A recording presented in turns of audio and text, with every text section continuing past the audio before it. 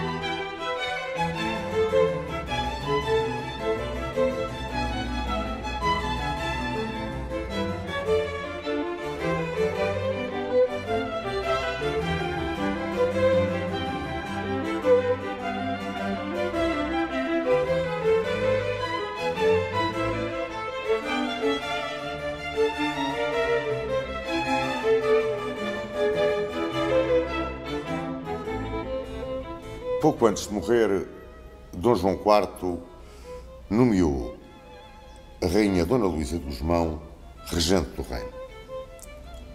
Isto porque o falecimento do príncipe herdeiro Dom Teodósio tinha deixado a sucessão da coroa numa situação muito difícil.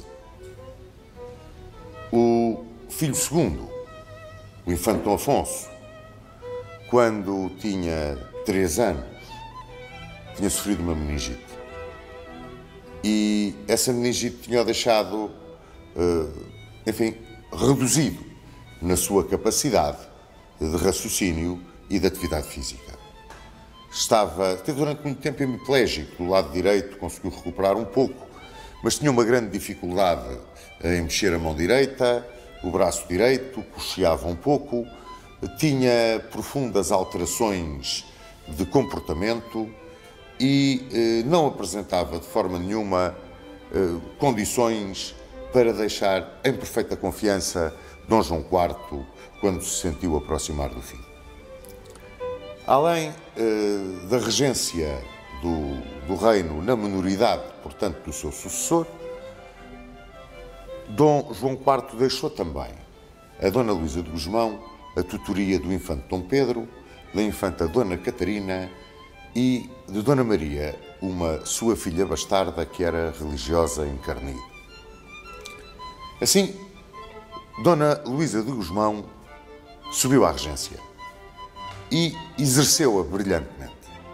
Interessa dizer que a regência de Dona Luísa de Gusmão foi fundamental para o lançamento da vitória de Portugal na Guerra da Aclamação. Dona Luísa de Gusmão começou a sua regência com grandes perturbações na corte. Perturbações que resultavam das disputas entre 2 partidos que estavam organizados, por assim dizer. Portanto, reparem, englobou todos os principais atores dos 2 partidos que se chocavam num governo que pudesse levar para diante o país. Portugal já tem praticamente, pois, 16 anos de guerra. Está numa situação muito difícil, sob o ponto de vista económico. Está numa situação também complicada quanto aos seus aliados. Há que ter uma grande força, há que ter uma grande serenidade para poder enfrentar a ameaça espanhola que se volta a desenhar junto das fronteiras. Em 15 de novembro de 1656, no Paço da Ribeira, Dom Afonso VI é aclamado rei de Portugal. Tinha então 13 anos, pois filho segundo, bastante diminuído, como vos disse, era turbulento, não ligava nada aos assuntos de Estado, porque esta é a verdade, e apenas queria viver uma vida quase que podemos dizer de gaudério, acompanhado pelas suas seitas, pelos seus amigos até de baixa condição, e mantinha-se completamente à parte de tudo o que se passava na corte. Isto causava uma profunda tristeza e uma grande preocupação à sua mãe e a todos aqueles que na corte tinham uma perfeita noção de Estado. Ora, Dom Afonso VI arranjou muitos amigos, os amigos da sua galderagem, e deles destacavam dois irmãos italianos, João e António Conti. Era uma péssima companhia. Dom Afonso VI, com os seus amigos, tinha duas quadrilhas, uma dos petisqueiros e outra a Patrulha Baixa, que também chamavam Patrulha da Madrugada. Ele passava a vida nas arruaças de Lisboa. Uma vez, inclusivamente, numa briga, foi ferido seriamente. E foi ferido seriamente, enfim, num sítio pouco recomendável para se ser ferido. Assim, o Duque de Cadaval e o Conselho de Estado convenceram a rainha regente a afastar António Conti. E houve quase que um golpe de Estado palaciano para afastarem Conti e, inclusivamente, embarcaram num navio e mandaram-no para o Brasil. Mas isso despertou uma fúria tremenda em Dom Afonso VI. Uma fúria, ele tinha fúrias horríveis. Era violentíssimo nas suas fúrias. E também tinha momentos, é curioso, ele tinha momentos em que era uma pessoa cordata, raciocinava bem. Havia, portanto, como que duas pessoas numa só. Mas qual era a que estava naquele momento? Qual era a que naquele momento era o rei ou naquele momento era o Galdério da Astúrdia? E na situação de Portugal isto não se podia admitir.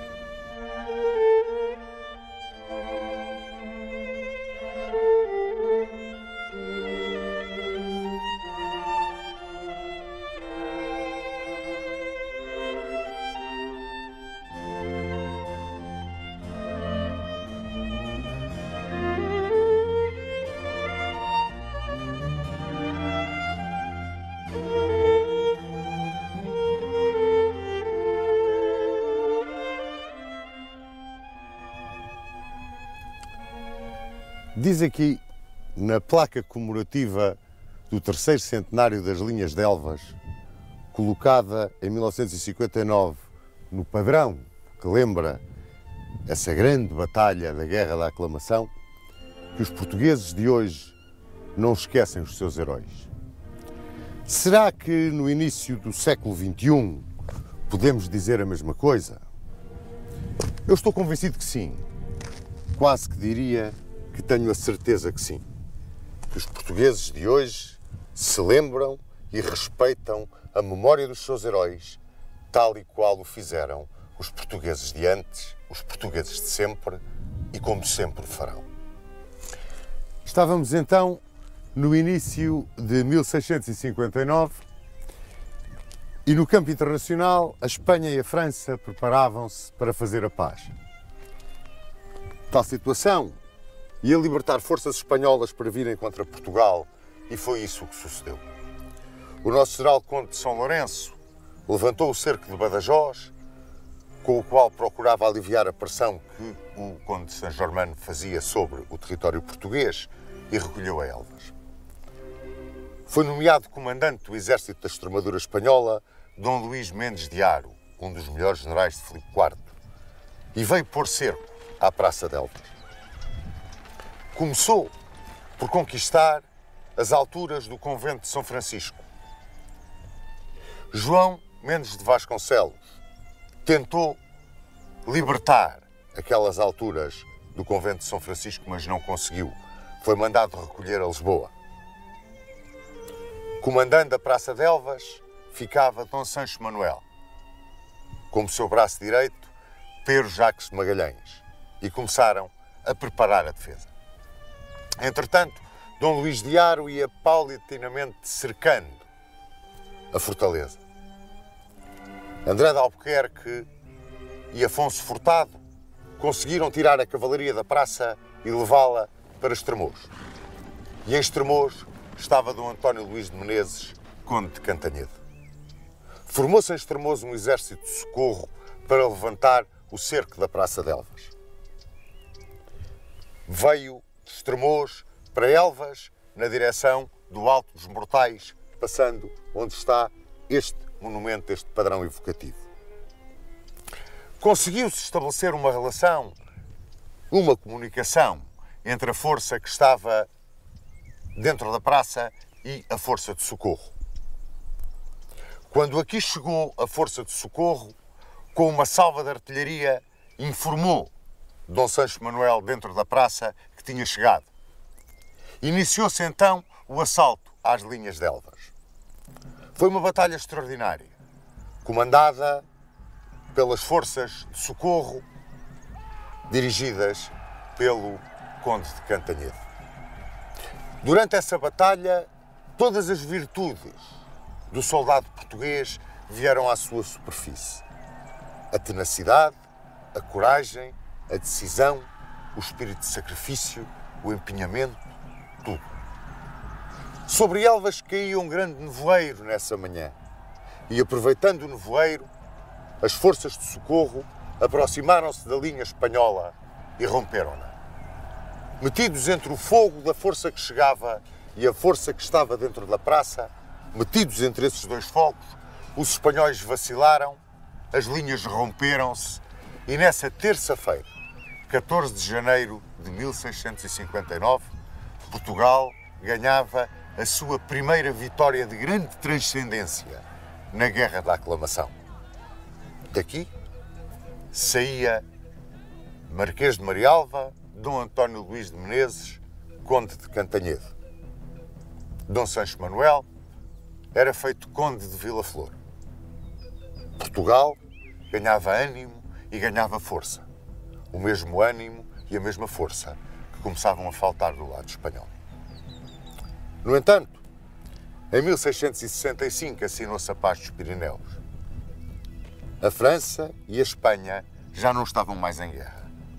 E Mazarino, primeiro-ministro de França, comprometia-se com Filipe IV a não enviar mais soldados de socorro a Portugal. Filipe IV, esse, com toda a sua benevolência, concedia a Portugal o direito de voltar à situação em que se encontrava antes de 1 de dezembro de 1640. Tudo parecia perdido para Portugal e o padre António Vieira chegava a aconselhar a família real a retirar para o Brasil. É nesta altura que aparece uma mulher extraordinária, Dona Luísa de Gusmão, a regente, a rainha regente, que diz não, que vai ficar, com uma galhardia e uma coragem verdadeiramente extraordinária. Manda embaixadores à França, manda embaixadores à Inglaterra, onde Carlos II se senta no trono de uma monarquia que sai do regime de Cromwell. Em França, o conde de Sor, Dom João da Costa, consegue um contacto com o grande marechal de Turenne. Interessa-o pela causa portuguesa e Turenne decide enviar para auxiliar o nosso exército o general Conde de Schomberg. É um dos seus discípulos mais queridos. É um grande combatente e, acima de tudo, um homem extraordinariamente competente. Armando Frederico de Schomberg vai escrever em letras de ouro o seu nome na história de um Portugal que muito amou, embora não fosse a sua pátria de origem. Quanto à Inglaterra, Portugal consegue estabelecer o casamento de Carlos II com a princesa Dona Catarina de Portugal. Esse casamento iria trazer a Portugal o reforçar dos laços da aliança inglesa, tropas e influência política. Quando Schomberg chegou a Portugal, o exército português preparava-se em Estremoz para receber uma ofensiva comandada por Dom João da Áustria. Rapidamente, Schomberg conseguiu organizar o exército à francesa, incutir-lhe a doutrina de Turenne. Tal era a ânsia que os portugueses tinham de aprender, tal era a ânsia que os portugueses tinham de combater na defesa do chão sagrado, que rapidamente entraram dentro da ideia do grande general. Corria o ano de 1662. Dom João da Áustria, coberto de operações secundárias nos teatros do Minho e da Beira, entrava pelo Alentejo. Mas as tropas inglesas que aqui chegaram, como parte do acordo matrimonial de Carlos II com Dona Catarina de Bragança, conseguiram dissuadi-lo. A presença das tropas inglesas na altura tinha muita força. E Dom João da Áustria limitou-se a fazer, nesse ano de 1662, operações na fronteira, cabendo-lhe em maio de 1663 o ataque principal ao coração do Alentejo. Quanto ao casamento de Carlos II com Dona Catarina, é interessante dizer que o dote da princesa portuguesa levava Bombaim e Tânger, duas colunas básicas do Império Britânico, e também o chá das 5. Arranjava-se a retaguarda da força que ia ganhar a última fase, a derradeira e mais violenta da Guerra da Aclamação. Nessa retaguarda, o Conde de Castelo Melhor tudo organizava, tudo planeava, tudo apoiava. E na frente, o exército, com o Conde de Schomberg como marechal de campo, preparava-se para conseguir alguma das vitórias mais ilustres da nossa história.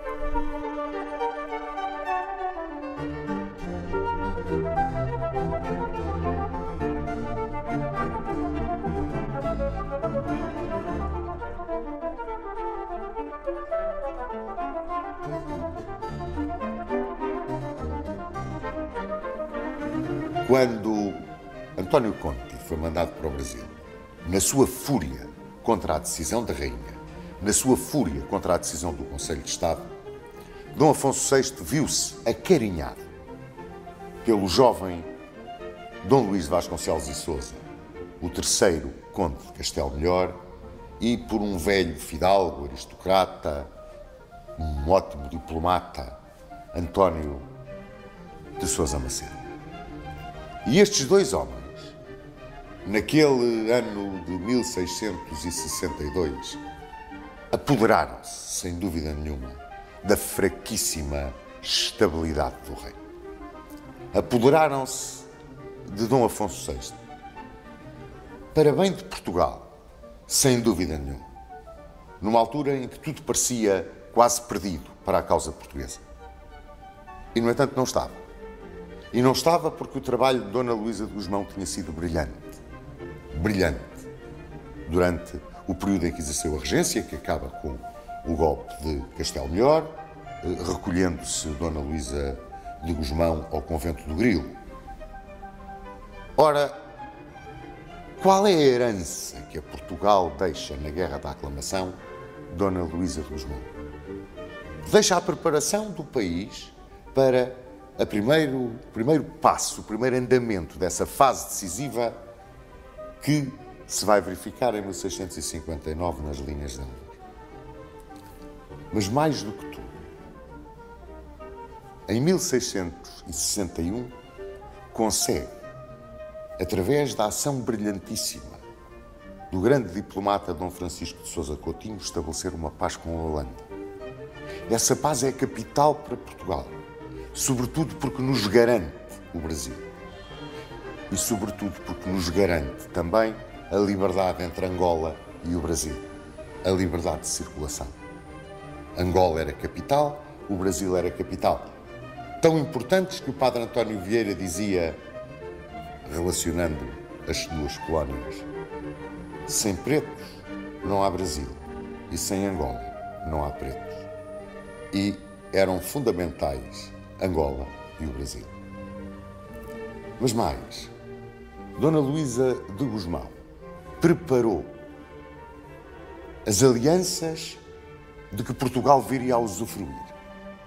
A Aliança Francesa, ela sonhava casar a infanta Dona Catarina ou com Luís XIV ou com alguém muito importante na corte de França. Não o conseguiu fazer, mas acabou depois por se encaminhar o casamento de Dona Catarina para a corte inglesa com Carlos II, em 1662. Era o amarrar das alianças. Portugal necessitava dessas alianças. E todo o trabalho de Dona Luísa de Gusmão foi brilhantíssimo. Mas fez mais uma coisa. Aconselhada pelo Conselho de Estado e pelo Duque de Cadaval, preparou, pela sua mão, aquilo que foi depois, podemos dizê-lo, embora se contrariem muitos dos historiadores e muitos que eu li, preparou, ao fazer jurar como herdeiro da coroa, também o infante Dom Pedro, preparou a possibilidade de, num momento dramático da história de Portugal, alguém assumir a direção dos negócios de Estado.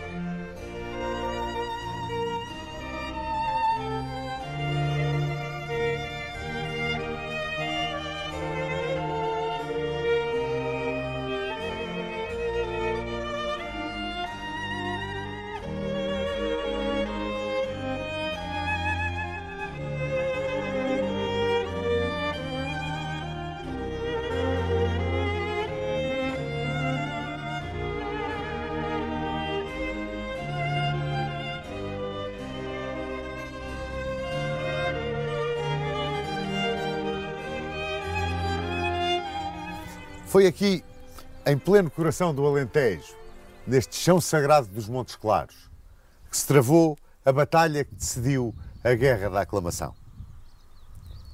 Foi aqui que Portugal conquistou aquela que é talvez a mais decisiva e a mais transcendente vitória de toda a sua história. Porque foi aqui que realmente Portugal defendeu e conquistou a sua independência. Porque aqui Portugal não enfrentou Castela. Aqui Portugal enfrentou a Espanha na sua máxima força.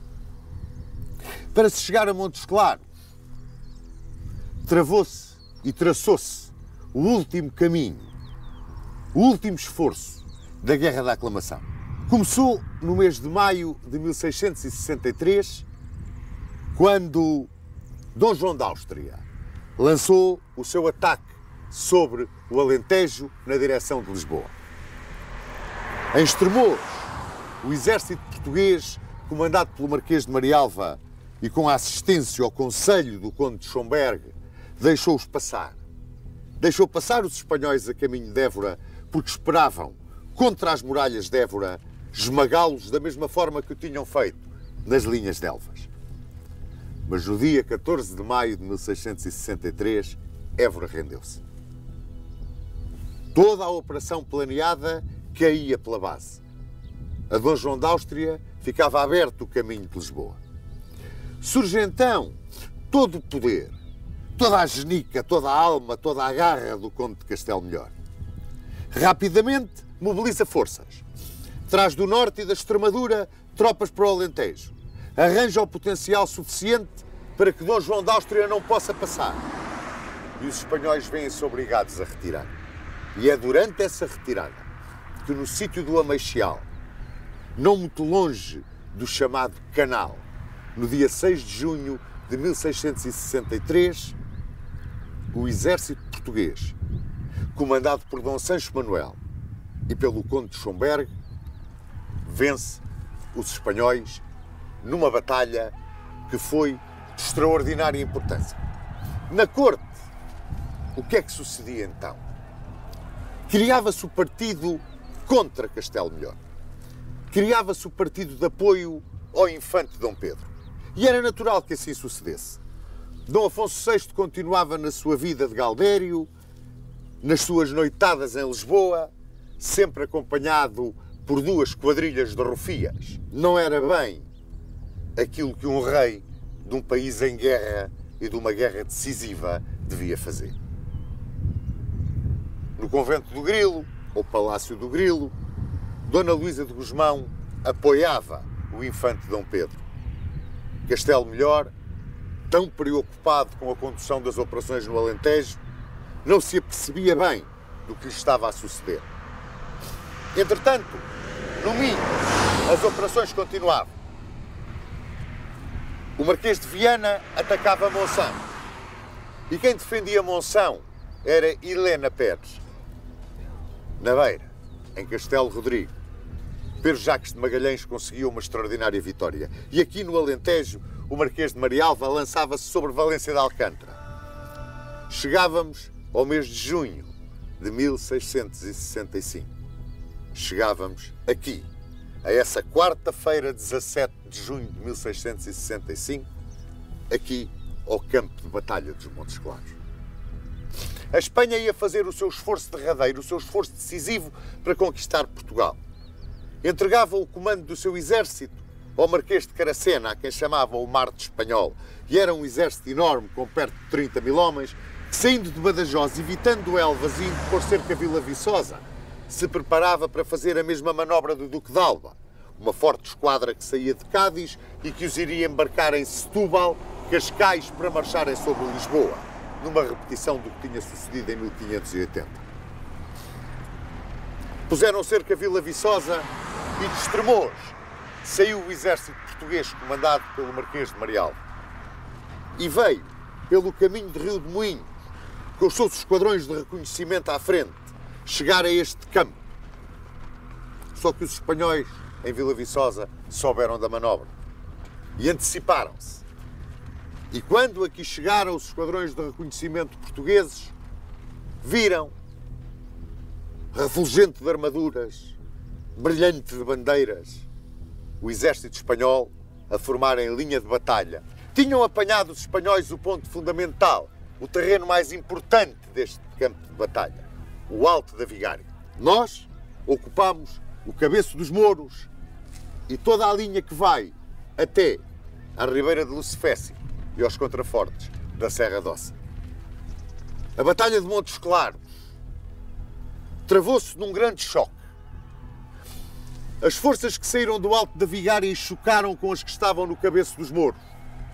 As manobras na flexibilidade do exército português conseguida por Schomberg, trazendo a sua cavalaria de um terreno onde ela não podia atuar para outro onde lhe era fácil a atuação, levaram a que os espanhóis, mesmo em superioridade numérica, mesmo em superioridade de material, não conseguissem romper as linhas portuguesas. E aqui, onde está este padrão, foi precisamente o sítio onde Dom Dinis de Melo e Castro lançou a carga decisiva dos Montes Claros. A carga de cavalaria que desbaratou o exército espanhol do Marquês de Caracena. Garantiu a Portugal a sua independência. E neste chão sagrado travou-se aquela que talvez seja a mais brilhante batalha da nossa história.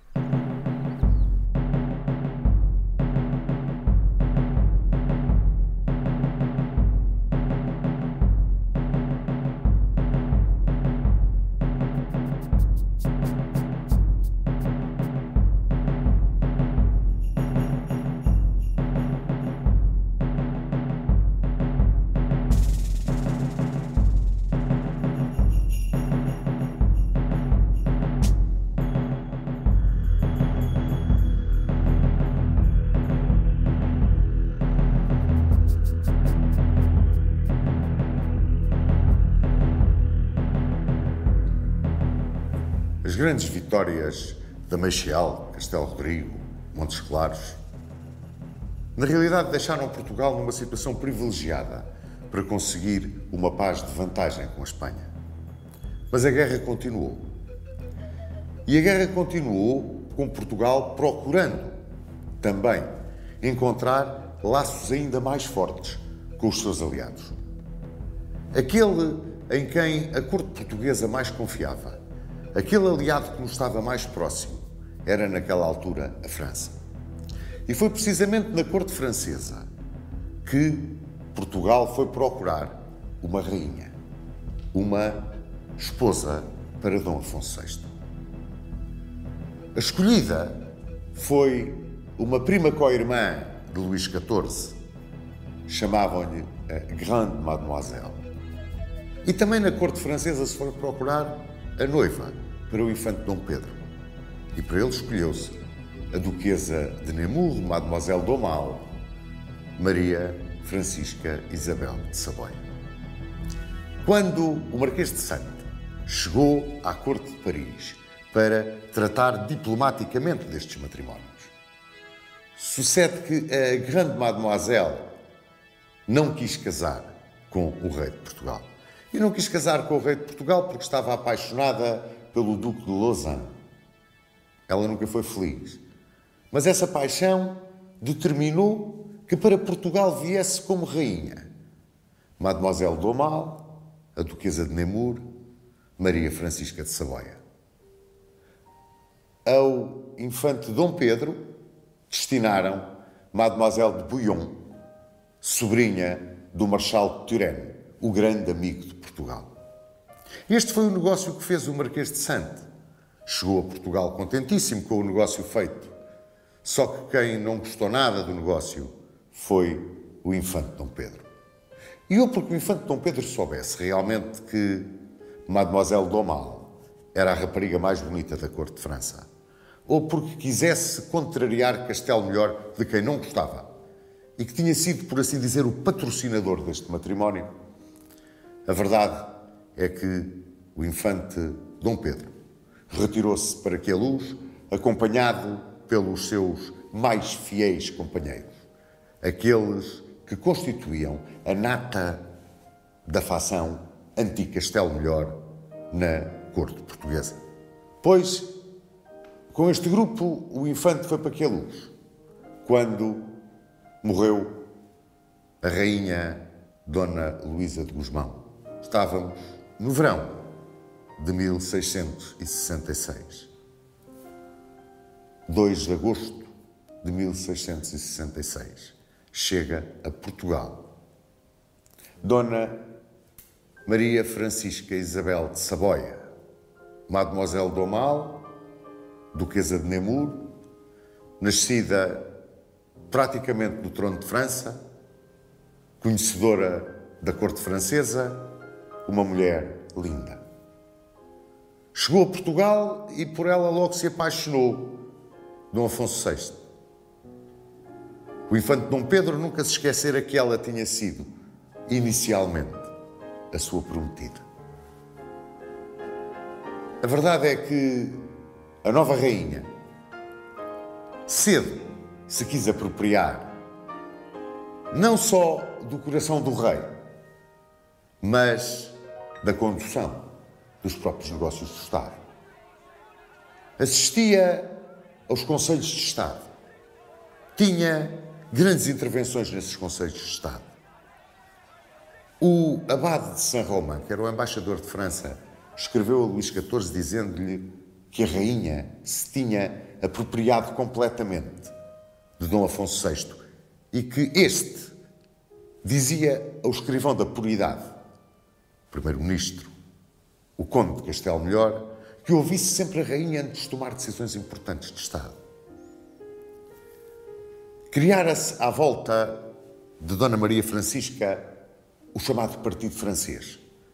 Tinha dois grandes animadores, o abade de Saint-Romain, que era o embaixador, e o Marechal de Schomberg. A posição da rainha era extraordinariamente bem definida no Conselho de Estado, apoiar sempre a França. Isto numa altura em que a Inglaterra aparecia como o grande motor de uma paz com a Espanha. Castelo Melhor queria essa paz. Era a altura ideal para essa paz. essa luta entre Castelo Melhor, o partido inglês e o partido francês, por assim dizer, começou a tornar-se realmente muito violenta. Era uma luta na sombra, mas ia ganhando em violência. Ia ganhando em violência porque a rainha conseguia, para o conde de Schomberg, o lugar de governador das armas do Alentejo. E com esse lugar de governador das armas do Alentejo, numa altura em que Castelo Melhor procurava a paz, porque esta é a verdade, Schomberg entrou pela Espanha dentro e fez uma incursão quase até Sevilha, pilhando e incendiando tudo pelo caminho e voltou para Portugal. Acendeu-se novamente a guerra, lá está. Essa paz que Castelo Melhor queria, que a Inglaterra aconselhava, não era de forma nenhuma simpática à França. E a rainha tinha um grande aliado nesta luta contra Castelo Melhor, o infante Dom Pedro. Muito se escreveu sobre este período conturbado da história de Portugal. E ainda hoje, entre os historiadores, as opiniões são perfeitamente contraditórias. Eu gostaria de manter aqui uma posição absolutamente neutra para vos falar agora daquilo que são os inícios do famosíssimo processo do rei. Ora, não há dúvida nenhuma de que Dom Pedro adorava a cunhada. Se era ou não amante da cunhada, eu aqui não posso dizer que sim nem que não. Digamos, adorava a cunhada. Uma facção diz que era amante, outra diz que ainda não era. O inimigo a abater era Castelo Melhor. Para chegarem a Castelo Melhor, tinham que abater primeiro António de Sousa de Macedo. E conseguiram abatê-lo por um assunto de lana caprina. Um servo da rainha foi vítima de um desacato, a rainha queixou-se, António de Sousa de Macedo não era o secretário de Estado, não resolveu o problema de acordo com aquilo que a rainha queria, a rainha sentiu-se insultada e Dom Pedro exigiu a demissão de António de Sousa de Macedo. Castelo Melhor achou que aquilo era uma asneira, defendeu o secretário de Estado e entrou imediatamente em choque frontal com o grupo de Queluz, o grupo que apoiava o infante Dom Pedro. Estavam lançados os dados. O infante Dom Pedro queixou-se que Castelo Melhor o tinha querido envenenar e exigiu a punição de Castelo Melhor. O rei e o Conselho de Estado acharam que isto que era inverosímil e não puniram Castelo Melhor. E o infante Dom Pedro retirou-se para trás os montes. Retirou-se para trás os montes e pôs as cartas na mesa. Era quase ele ou o escrivão da puridade. A Espanha olhava para a discussão dentro de Portugal como uma janela de oportunidade que se podia abrir. E o conde de Castelo Melhor apercebeu-se perfeitamente do tremendo desta situação. Era um patriota exemplar. E foi procurar o infante Dom Pedro, tentou convencê-lo de toda a maneira de que o infante Dom Pedro estava errado. Castelo Melhor apresentou a demissão, pediu para se retirar da corte, o rei autorizou, logo aqui perdeu pontos, mas coitado de Dom Afonso VI, não. Nós temos que saber e não podemos esquecer que Dom Afonso VI não era uma pessoa capaz de exercer a realeza. Não podia ser um árbitro porque era um homem que tinha modificações de humor tremendas. Não era um chefe militar porque, embora fosse muito bom cavaleiro, jogasse a espada, fosse valente, não tinha condições. Era um atormentado por outras razões. Basta dizer que ele um dia confessou a Castelo Melhor, quando Castelo Melhor lhe disse para ele ser mais terno, mais meigo com a rainha, porque ele, de vez em quando, mantinha a rainha um bocado à parte, havia uma certa agressividade com a rainha. Um dia, numa tourada, por exemplo, no Terreiro do Paço, foi notado entre o povo uma mulher de inferior condição, como chamavam, que se desfazia ao rei, diziam, tinha por alcunha a calcanhares, E a rainha teve um acesso de fúria, um acesso de ciúmes e interrompeu-se a tourada.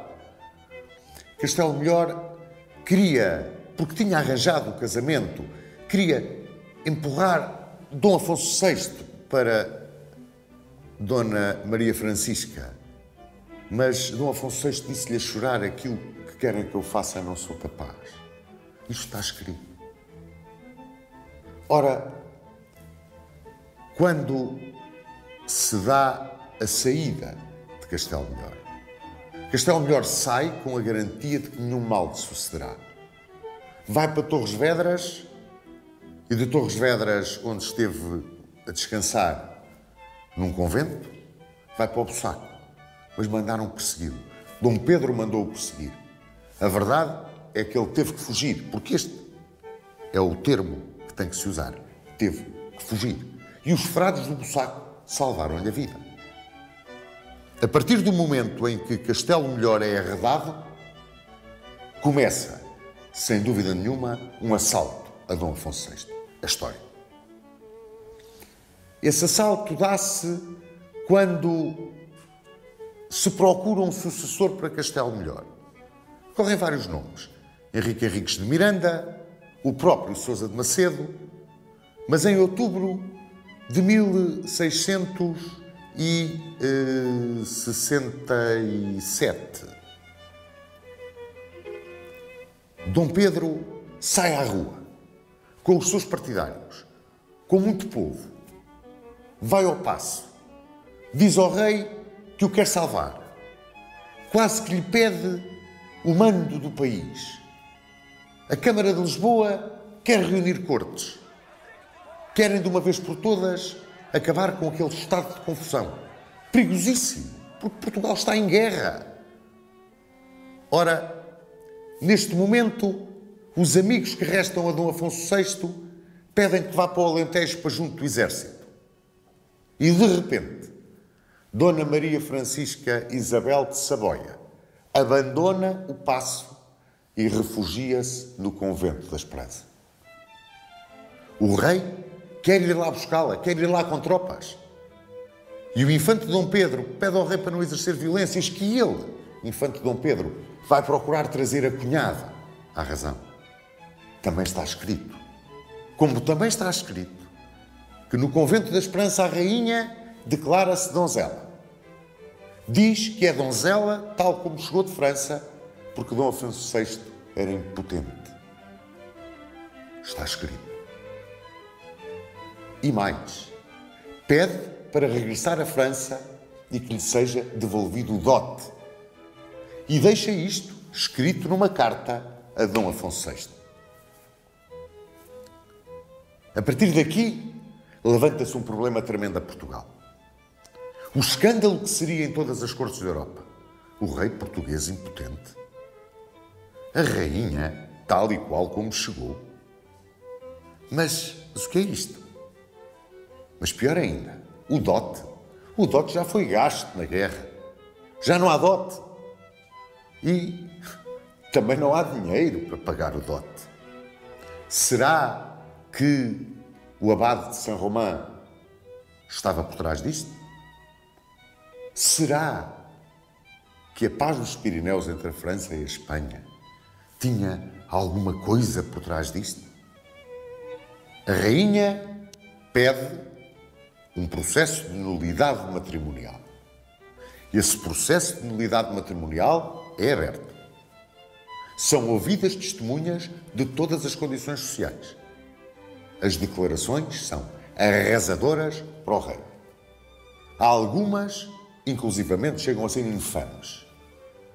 A nulidade matrimonial é dada. E o rei agora não tem nem o escrivão da puridade, que era quem governava, o conde de Castelo Melhor, não tem Sousa Macedo, não tem Henrique Henriques de Miranda, nem tem a rainha. Está sozinho. É incapaz, é doente, é um homem que não tem a força, nem moral, nem a capacidade física para chefiar aquilo que nós poderemos dizer neste momento uma contra-revolução. é a altura escolhida para lançar o ataque final. E esse ataque final é entregue ao Marquês de Cascais. E o Marquês de Cascais vai ao passo. Estamos em fim de 1667, mesmo no fim. Entra no quarto do rei. O Marquês de Cascais pertence ao grupo, como vos disse, que rodeia Dom Pedro. E é muito claro, e diz ao rei que ele nasceu tonto, incapaz, não pode dar um sucessor ao reino e que a única coisa que tem a fazer para que se evite que cortes o façam é ele abdicar no infante Dom Pedro. Isto é histórico, está escrito. Não é análise, não é tomada de opinião. Ora, o rei acede e assina. Dizem-lhe que ficará com uma boa pensão e com a casa de Bragança. Estamos, portanto, no fim de 1667. Convocam-se cortes gerais para 1 de janeiro de 1668. E nessas cortes, curiosamente, o braço popular quer que o infante Dom Pedro tome a coroa. E o infante Dom Pedro não só não a toma, como quer ser apenas o príncipe regente. Toda esta confusão chegava ao fim com o rei praticamente preso nos seus aposentos, no paço. Deram-lhe a escolher um criado, escolheu o João dos Cães, o mais humilde de todos. O infante Dom Pedro assumia a regência. A vitória era total. Mas havia mais. A primeira coisa que o infante Dom Pedro faz quando chega à regência é expulsar o que restava dos cristãos novos. E aí choca frontalmente com o padre António Vieira. O padre António Vieira aconselha-o a que não faça isso. Ele muito deve ao padre António Vieira, pois o padre António Vieira foi depois perseguido pela Inquisição, teve que fugir do país, salvou o Papa Alexandre VII. E o padre António Vieira foi para o estrangeiro. Que útil que foi o padre António Vieira no estrangeiro, ainda assim a Portugal e a Dom Pedro. Porque em 1674 tratou ele, diplomaticamente, da tentativa de casamento da infanta de Portugal, Dona Isabel Luísa Josefa, com o Duque da Toscana, Duque de Savoia. Quem era esta Dona Isabel Luísa Josefa? Era a filha do regente Dom Pedro e da rainha Maria Francisca Isabel de Savoia. A quebra de laços entre cunhado e cunhada para se poderem casar chegou, assinada em 1683, pelo bispo Domal. É curioso. Portugal praticamente não tinha relações com a Santa Sé, pois na altura, e é sabido. E o bispo Domal assinou, em nome do Sumo Pontífice, essa libertação para os cunhados poderem casar. E a carta chegou em 24 de março e no dia 28 de março casaram. Vamos pôr aqui a necessidade de Estado ao serviço do que sucedeu. A necessidade de Estado passava. Não havia dinheiro para pagar o dote. Se a rainha regressasse à França era um escândalo. Portugal saía de rastros. Tinha que se resolver este problema. A outra posição. A rainha e o príncipe regente eram amantes há muito tempo. Há muito tempo que uma relação de mútuo interesse político se tinha tornado numa relação amorosa sem qualquer barreira. Relação essa que não era mais do que a satisfação ao infante Dom Pedro de lhe terem tirado a noiva prometida para a darem ao irmão, porque a grande mademoiselle, como se lembram, não tinha querido casar com o rei de Portugal. São duas posições, a catástrofe e a anticatástrofe. Mas o processo do rei aproximava-se do fim. Ainda ia durar uns anos, mas como processo, aproximava-se do fim. O rei tinha morrido verdadeiramente naquele dia de 1667 em que assinara a abdicação. –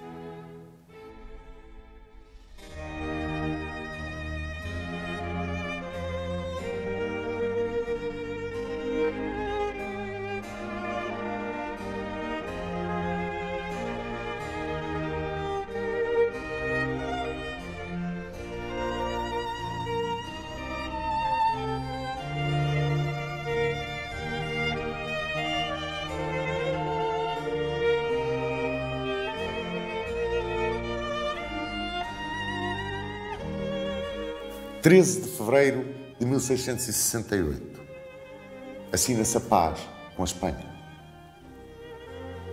Essa paz, primeiro assinada em Madrid, depois ratificada em Lisboa. O que é que nos dava a paz depois de 60 anos de dominação espanhola, de termos sido esbulhados, de termos sido traídos, depois de 28 anos de guerra? Zero. Reconhecimento tácito da independência. Mais, perdíamos a Praça de Ceuta. Bom, e o Império Português? Na Índia, cada vez que o Império era mais curto, ia encolhendo. Reparem, o grão-mongol impunha tributo a Damão e a Shaul. Os árabes saqueavam Dio. Os nossos vice-reis não tinham forças, não tinham armadas, não tinham nada. Muito faziam eles. O conde de Marialva e o conde de Assumar portaram-se brilhantemente na defesa do que restava do Império. E Dom Rodrigo da Costa chegou a pensar mudar a capital de Goa para Panjim. Enquanto tudo isto sucedia, ia penando Dom Afonso VI. E aqueles que apoiaram a sua queda e aqueles que rodeavam o regente começaram-se a combater entre si. Começou o povo a murmurar. Havia necessidade de tirar o rei do continente e pô-lo em Angra do Heroísmo. Foi aí que o foram pôr. Esteve preso em Angra do Heroísmo. Mas o que é que sucedia aqui no continente? As desinteligências iam aumentando e bateu à porta do próprio regente. Aquele relacionamento de Dom Pedro com Dona Maria Francisca Isabel de Saboia muito provavelmente não era um relacionamento, digamos, abençoado. E zangaram-se. E Dom Pedro arranjou outra amante. Ana Amanda de Verger, aia da rainha.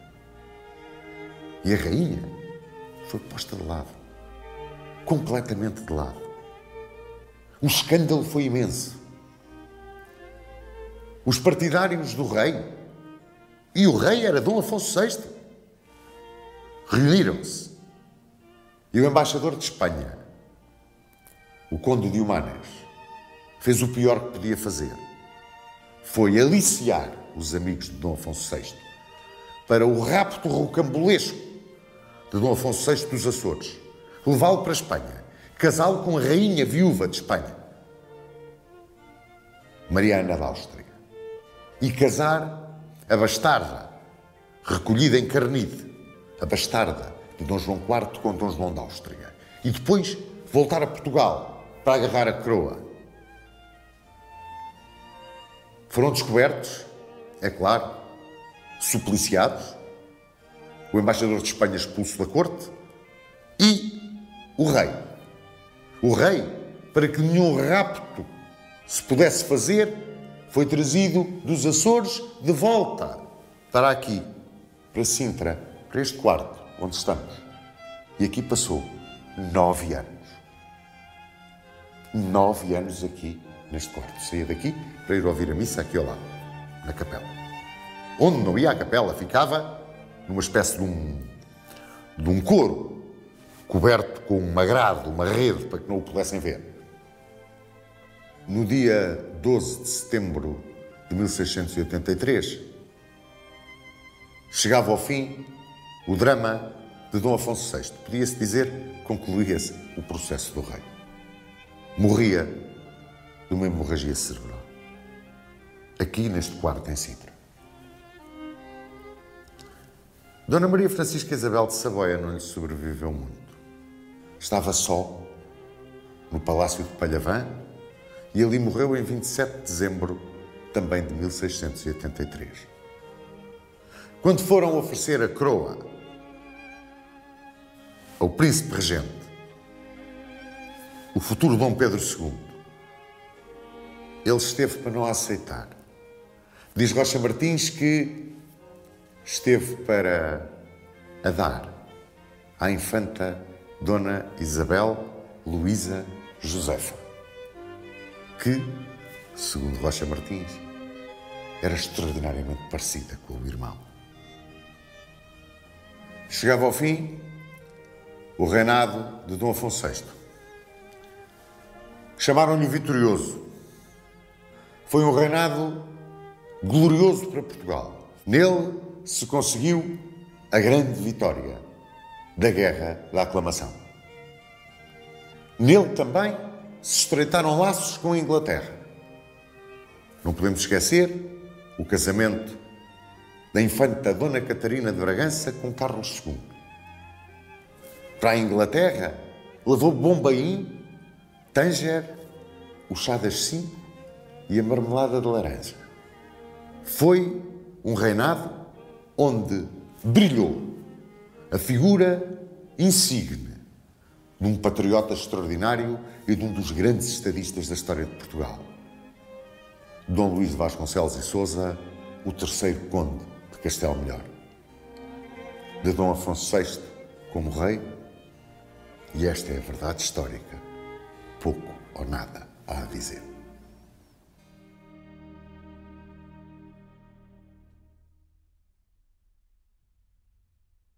Este reinado que agora peço ao Sr. Dom Duarte para analisar e que nós acabamos de ver é, para mim, um reinado estranho. Por um lado, porque é glorioso, não há dúvida nenhuma, é o reinado das grandes vitórias militares da Guerra da Aclamação. Vimos o Ameixial, Castelo Rodrigo, Montes Claros. Por outro lado, é um reinado controverso. E eu gostava de saber a opinião do Sr. Dom Duarte acerca de três coisas. A primeira é o que é que o Duque de Bragança pensa do que foi o problema da regência de Dona Luísa de Gusmão, com aquela maneira de estar no mundo de Dom Afonso VI, não é? O segundo aspecto que eu gostava que o Sr. Dom Duarte nos marcasse era o problema da conspiração que conduziu à deposição de Dom Afonso VI. E depois, o problema da regência de Dom Pedro II, ainda infante Dom Pedro, regente, todos os problemas com que ele se debateu e, curiosamente, focado fundamentalmente no Brasil, o problema dos bandeirantes e a descoberta do ouro. Portanto, se o Sr. Dom Duarte nos pudesse falar sobre estes três aspectos. Foi uma época muitíssimo difícil para a família, porque ter que admitir que realmente o filho e o irmão, enfim, tinha grandes problemas. Eu aconselho muito a verem o filme O Processo do Rei, o julgamento Processo do Rei. O Processo do Rei. Que é, de facto, muito bem feito, muito justo, muito imparcial, e não há dúvida que era um drama para a altura, porque, por um lado, havia a convicção geral que o rei não era capaz. Mas não havia motivos suficientes para o demitir, não é? Para o suspender. O que mostra também que a monarquia portuguesa sempre soube controlar os problemas derivados de uma eventual deficiência do próprio rei, não é? Neste caso, o julgamento tem testemunhas falsas, há muita mentira, há muita falsidade lá dentro, Depois era preciso que a rainha não voltasse para a França, porque senão tínhamos que devolver o dote. E o dote já estava gasto nas guerras contra a Espanha, na guerra da independência, da restauração, e por isso foi preciso encontrar uma solução para a rainha ficar cá e o rei divorciar-se, ou ter o casamento anulado. E foi aí que foram usados os principais testemunhos falsos, segundo consta, não é? De que o rei que seria impotente. Não ficou nada provado, não é? Mas eu julgo que as deficiências físicas do rei de facto tornavam-no impróprio, impossibilitavam que ele assumisse a sua missão, mas era um homem com qualidades humanas também, um homem valente, um homem que tinha umas grandes frustrações, mas que não eram assim tão mau como se dizia. Eu não sei realmente como é que foi a prisão dele em Sintra. Essa história que os guardas contam de que ele andou à volta do seu quarto que ficou o chão moído, não acredito muito que isso seja verdade, mas um bocado exagero. João Duarte, dizem que de 1662 a 1667, que é fundamentalmente o tempo que ele governa, não é? O Conde de Castelo Melhor mandou no país. Bom, não é caso único de ter havido um primeiro-ministro, neste caso chamavam-lhe o escrivão da puridade, que tenha assumido uma função de Estado importantíssima. No entanto, eu penso que ele não fazia nada que o rei não sancionasse. O Sr. Duarte considera realmente esta figura do segundo Conde de Castelo Melhor uma figura marcante na história de Portugal? Foi, realmente, que deixou uma obra, deixou um trabalho realmente notável. Isso foi, de facto. Foi um homem a quem nós devemos a vitória na Guerra da Aclamação, não há dúvida nenhuma. E, Sr. Duarte, e porque isto lhe toca muito de perto, e a aventura dos bandeirantes durante a regência do infante Dom Pedro? Na verdade, os bandeirantes, os brasileiros, têm sempre uma maneira um pouco dupla de ver a questão dos bandeirantes. Quando são os bandeirantes que exploram e desbravam o interior e que descobrem aquele vastíssimo interior do Brasil, são brasileiros, são paulistas, enfim, que vão por aí fora. Quando são os mesmos bandeirantes, mas que fazem umas malandrices e escravizam alguns índios, aí já são portugueses, não é? Vejo isso nos livros do Brasil, não é?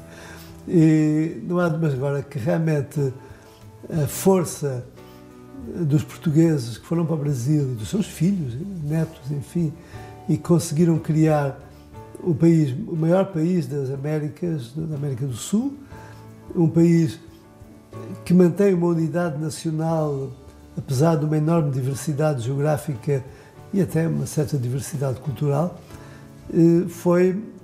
deve-se a esta gente.